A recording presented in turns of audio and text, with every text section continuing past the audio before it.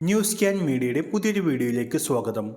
സംസ്ഥാനത്തെ സാമൂഹ്യ സുരക്ഷാ പെൻഷൻ വാങ്ങുന്നവർ അറിഞ്ഞിരിക്കേണ്ട വളരെ പ്രധാനപ്പെട്ട അറിയിപ്പുകളാണ് നിങ്ങളുമായി ഷെയർ ചെയ്യുന്നത്.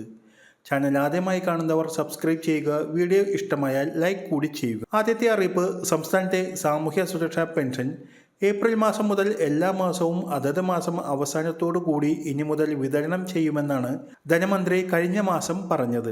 ഏപ്രിൽ മാസം മുതൽ പെൻഷൻ അതത് മാസം ഒരു മുടക്കവും വരാതെ വിതരണം ചെയ്യുവാനുള്ള പ്ലാൻ തയ്യാറാണെന്നും ധനമന്ത്രി കെ.എൻ. ബാലഗോപാൽ വ്യക്തമാക്കിയിരുന്നു.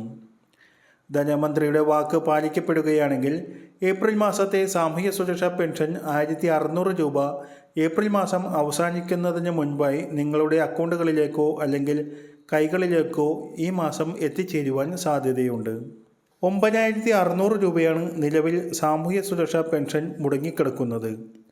ലഭിക്കാനുള്ള ഈ തുകയിൽ നിന്ന് 3200 രൂപയുടെ വിതരണം വിഷു, ഈസ്റ്റർ, റംസാൻ പ്രമാണിച്ച് ഏപ്രിൽ മാസം ആദ്യം തന്നെ ഉണ്ടാകുമെന്ന് ധനമന്ത്രി അറിയിച്ചിരുന്നതാണ്. അതിൻ്റെ വിതരണത്തിനായി ഒരുപാട് കടമ്പകൾ കടക്കേണ്ടതുണ്ട്.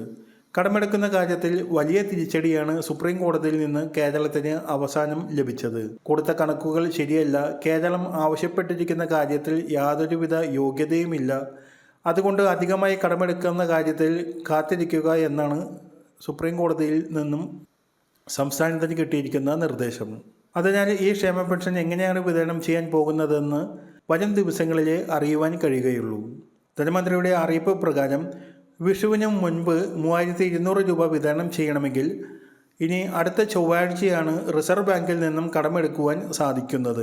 ഈ തുക ലഭിക്കുകയാണെങ്കിൽ അതിൻ്റെ വിതരണം 10-ാം തീയതി മുതൽ ആരംഭിച്ച് ഏകദേശം ഏപ്രിൽ മാസം 18-ാം തീയതിയോടുകൂടിയായിരിക്കും സംസ്ഥാനത്ത് പൂർത്തിയാകുക.